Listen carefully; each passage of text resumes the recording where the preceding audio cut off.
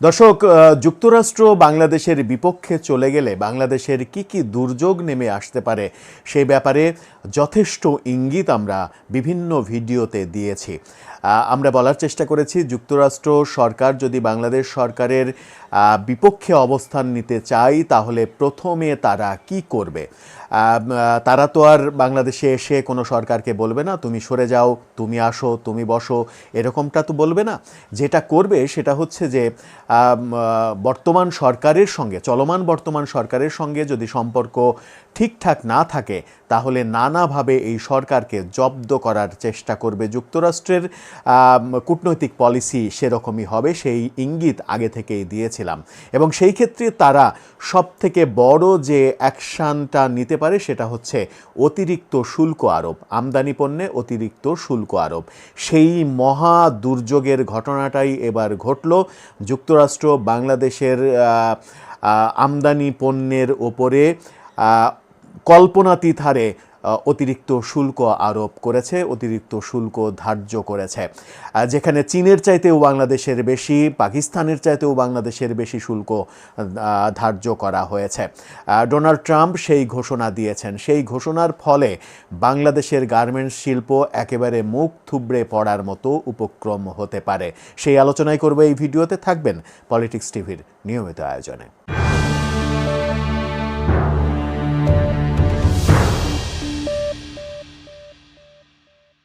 বলছিলাম যুক্তরাষ্ট্র আমাদের উপরে কি কি চাপ প্রয়োগ করতে পারে।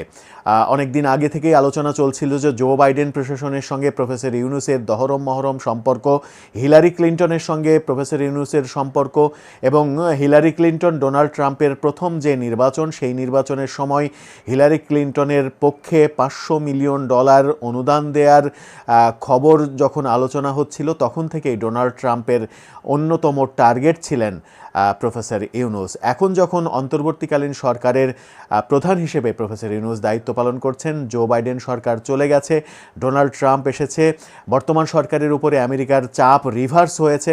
যে সুদৃষ্টি ছিল সেই সুদৃষ্টির এখন সুনির্দৃষ্টি হয়েছে। ডোনাল্ড ট্রাম্প নানাভাবে বাংলাদেশের উপরে চাপ প্রয়োগ করছেন এবং বাংলাদেশকে অনেকটা ভারতের হাতে ছেড়ে দিয়েছেন, এরকম ঘটনাও আমরা দেখেছি। সরাসরি সংবাদ সম্মেলনে বলেছেন যে বাংলাদেশের ব্যাপারটা আমার বন্ধু নরেন্দ্র মোদী দেখবে। তার মানে হচ্ছে যে ভারত এবং যুক্তরাষ্ট্র মিলে বাংলাদেশ সরকারকে নাজেহাল করতে যা যা করার দরকার সেই কার্যক্রমগুলো তারা করবে, সেটা ধরে নেওয়াই যাচ্ছিল, অনুমান করাই যাচ্ছিল। সেই বড় পদক্ষেপটা এবার সত্যি সত্যিই চলে আসলো।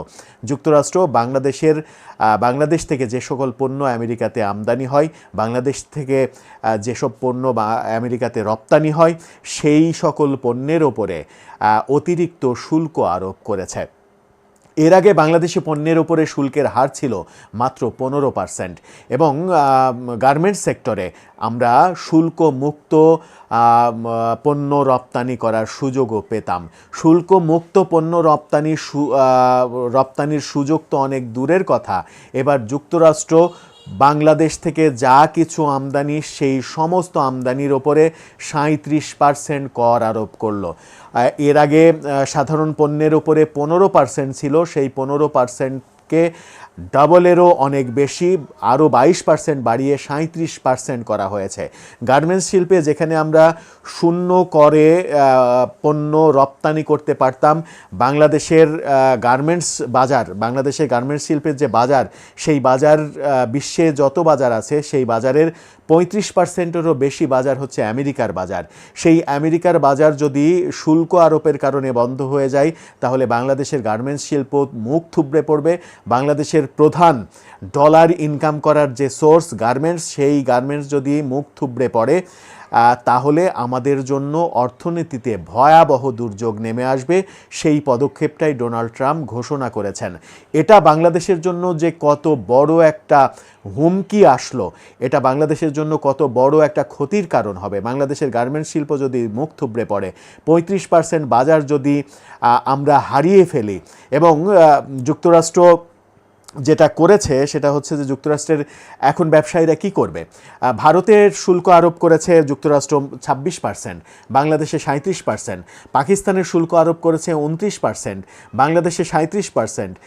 এমনকি যুক্তরাষ্ট্রের যে অন্যতম প্রধান শত্রু চীন, সেই চীনের বিভিন্ন পণ্যের আমদানি শুল্ক তারা ধার্য করেছে 34%, সেখানে বাংলাদেশ 37%, অর্থাৎ বাংলাদেশের উপরে কোপটা সব থেকে বেশি পড়েছে।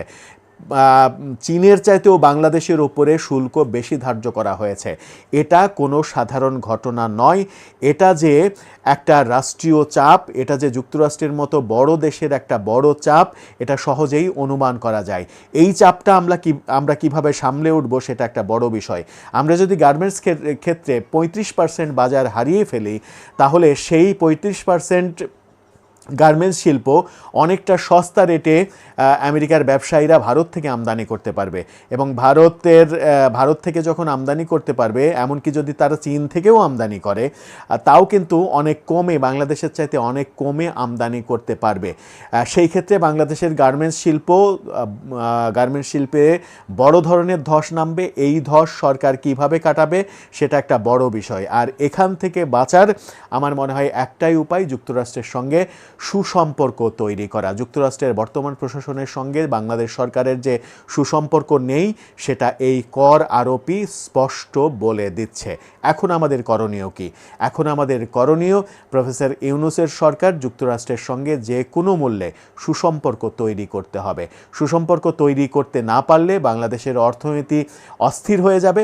বাংলাদেশের অর্থনীতি অস্থির হয়ে পড়লে, বাংলাদেশের গার্মেন্টস শিল্প যদি অচল হয়ে পড়ে, তাহলে লক্ষ লক্ষ গার্মেন্টস শ্রমিক বেকার হয়ে রাস্তায় নেমে পড়বে। এমনিতেই শোনা যাচ্ছে 5 আগস্টের পরে শতাধিক গার্মেন্টস শিল্প বন্ধ হয়ে গেছে। শতাধিক গার্মেন্টস শিল্পের শ্রমিকরা বেকার হয়ে গেছে। এই বেকার শ্রমিকরা চুরি, ছিনতাই, রাহাজানি, নানা রকমের কুকর্মের সঙ্গে জড়িত হয়ে পড়েছে, এরকম কথাও বিভিন্ন গবেষণায় উঠে আসছে। এই পরিস্থিতি যদি আরও বিস্তার লাভ করে, তাহলে আমরা কোন দিকে যাচ্ছি খুব সহজেই অনুমান করতে পারছি। এতে করে যেটা হবে সেটা হচ্ছে, আমার মনে হয় যে প্রফেসর ইউনূস সরকারের সামনে রাষ্ট্র চালানোটা খুব কঠিন হয়ে যাবে। এর আগেই একটা ভিডিওতে বলেছিলাম যে বাংলাদেশের গার্মেন্টস শিল্পের ওপরেই যদি শুধুমাত্র কর আরোপ করে ফেলে যুক্তরাষ্ট্র, তাহলে বাংলাদেশ সরকারের জন্য সেই পরিস্থিতি ট্যাকেল দেওয়া অসম্ভব হয়ে পড়বে, এবং সেই অসম্ভব পথেই এখন ডক্টর ইউনূসকে পড়ে যেতে হলো। ডক্টর ইউনূস এখন কোন পথে যাবেন? কোন পথে আমেরিকার সঙ্গে সুসম্পর্ক তৈরি করবেন? এই যে 37% শুল্ক, সেই 37% শুল্ক মুক্ত পরিবেশ কি আর তৈরি করতে পারবেন ডক্টর ইউনূস? আমার মনে হয় না আর পারবেন। তাহলে গতিপথ কোন দিকে যাচ্ছে বাংলাদেশের, সেটাই একটা বড় প্রশ্ন। দর্শক, আপনার কি মনে হয় এই মুহূর্তে আমরা কোন দিকে যাচ্ছি? আমাদের অর্থনীতি কোন দিকে যাচ্ছে? বাংলাদেশের বর্তমান সরকারই বা কোন পথে যাচ্ছে? আপনার মতামত জানিয়ে লিখতে পারেন আমাদের কমেন্ট বক্সে।